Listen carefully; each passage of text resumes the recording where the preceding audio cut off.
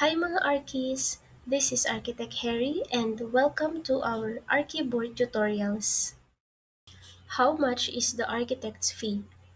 That's one of the most common questions in architecture, and the answer is it depends. In professional practice, an architect's fee is not fixed into one price. Under the standards of professional practice, there are different methods of compensation depending on the type, size, and complexity of the project.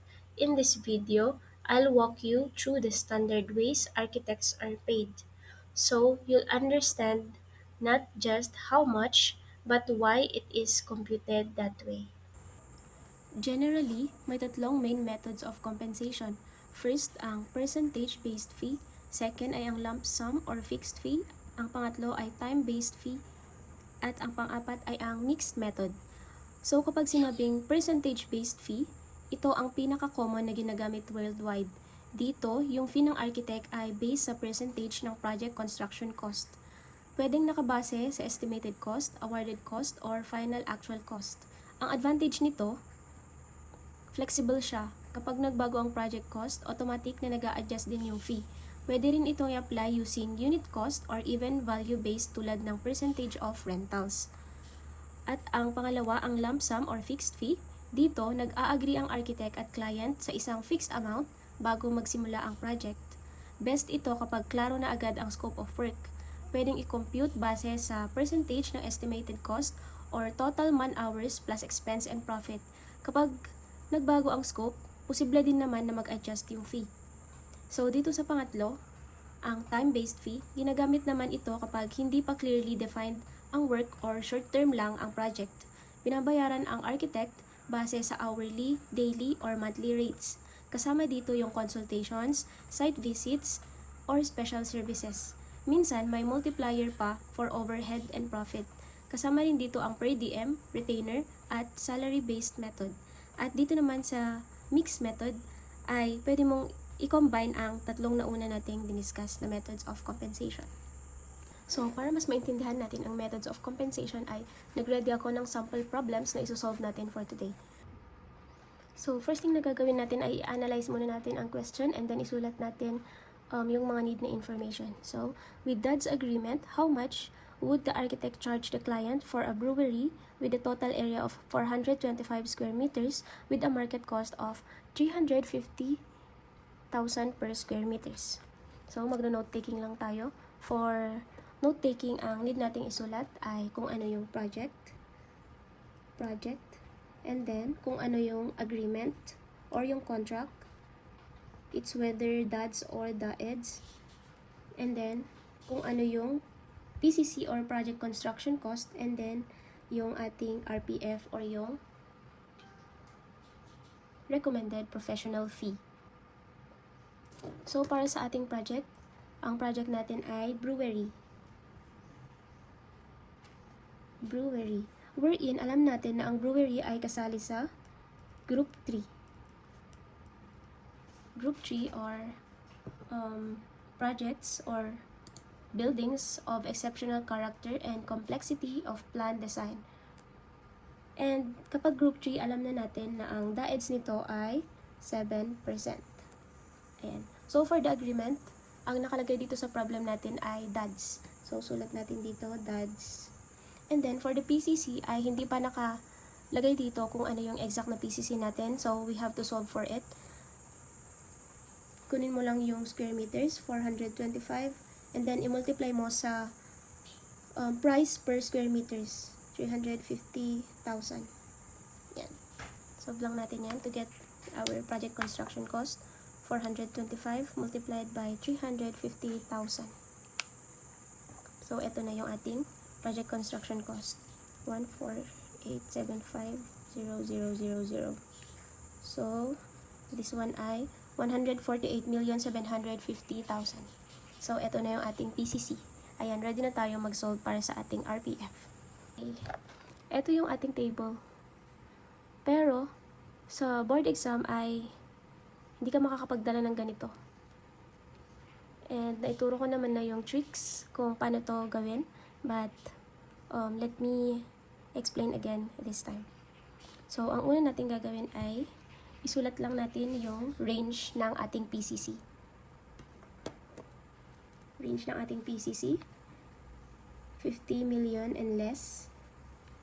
And then, 50 to 100. And then, 100 to 200.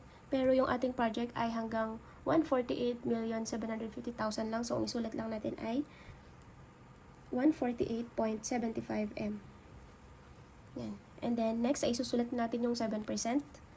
Lagay natin dito, 7%. And then, 6, then 5%. Yan. And then, we're ready to solve.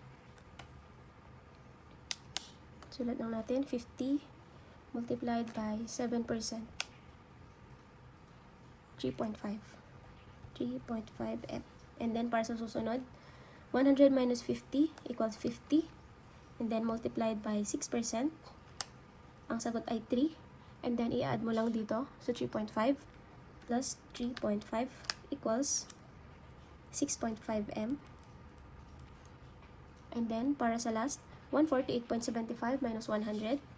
148.75 minus 100 ay 48.75 and then multiplied by 5%.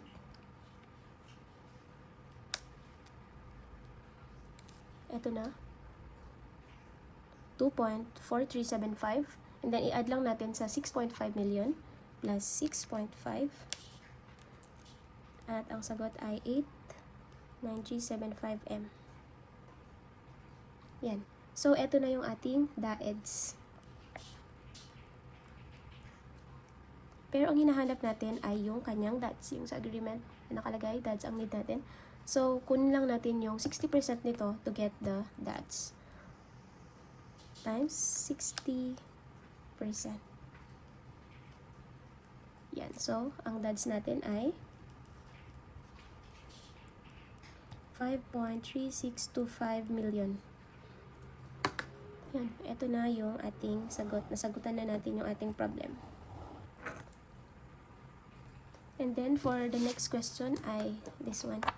If the architect was tasked to hire his own team of architectural and engineering consultants for the project in the previous item, how much is the RPF the architect should ask from the client? So, ang tinatanong naman dito ay yung architectural and engineering consultants. So, ibig sabihin, ang hinahanap dito ay yung ating DAEDS. Pero, nasolve na natin siya kanina, so alam na natin kaagad na ang sagot dito ay this one.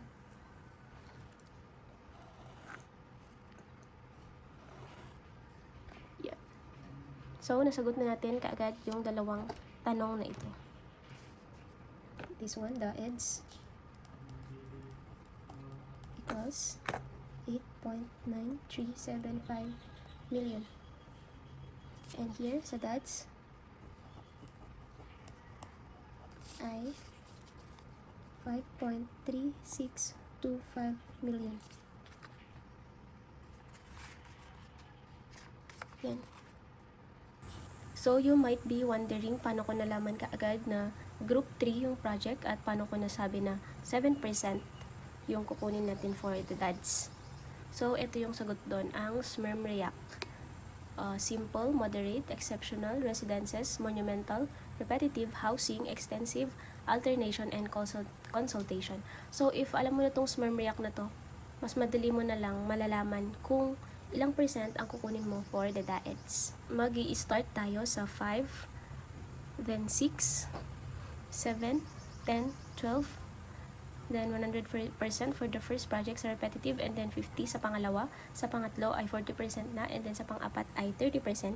And then housing, for the housing naman, yung unang project ay, ang pagsosolve, ay kunin lang natin yung 10% sa ating PCC or yung ating project construction cost.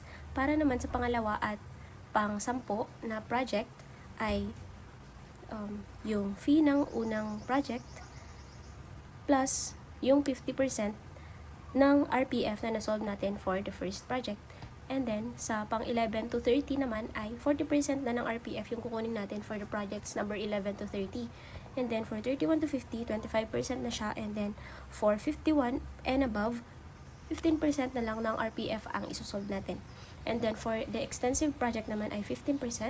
For the alternation ay 150% of the recommended professional fee. And then consultation naman ay 1,000 per hour kapag opinion on technical matters, and then 5,000 per hour naman kapag expertise or expert witness. So, ito lang siya. Ito lang yung memorize mo. SMARM React, 5, 6, 7, 10, 12, 15. Yan. And then, para makita mo yung differences ng ating mnemonics or summarized, super duper summarized na reviewer para sa ating RPF, ay papakita natin yung original na itsura ng ating MOC docs. So, ito yung ating original na RPF kung ano yung mga groups. Yung sa SMARM React, ito yung group 1. And here yung mga samples niya. For group 1 ay ang simple. Ang mga examples nito ay armories, bakeries, habitable agricultural buildings, hangars, and so on. And ito yung kanyang table for dads and daets. Yan. So, dito natin kinuha yung 5% natin kanina para sa S ng SMARM React. And then, this one, group 2, moderate complexity. Ang examples niya ay art galleries, banks, call centers, church, private clubs, and many more. And ito naman yung kanyang table. And dito natin kinuha yung ating 6% kanina doon sa SMARM React. Ayan, and for the group 3, exceptional character. And ito yung mga samples niya, brewery, cold storage facility, gymnasium, hotel, studio, and so on. And then, dito natin kinuha yung 7% sa SMARM React natin. Ayan, and then ito naman yung ating group 4, residences. Single detached, duplex, row house, shop houses, small apartment houses, and townhouses. So, dito nang galing yung ating 10% and 6%. And then for group 5 ay 12% and 7%. 7.5%. And then this is the group 6, group 7, group 8, group 9, and group 10. So, ganun. Ganun ang itsura niya sa ating methods of compensation na official gazette.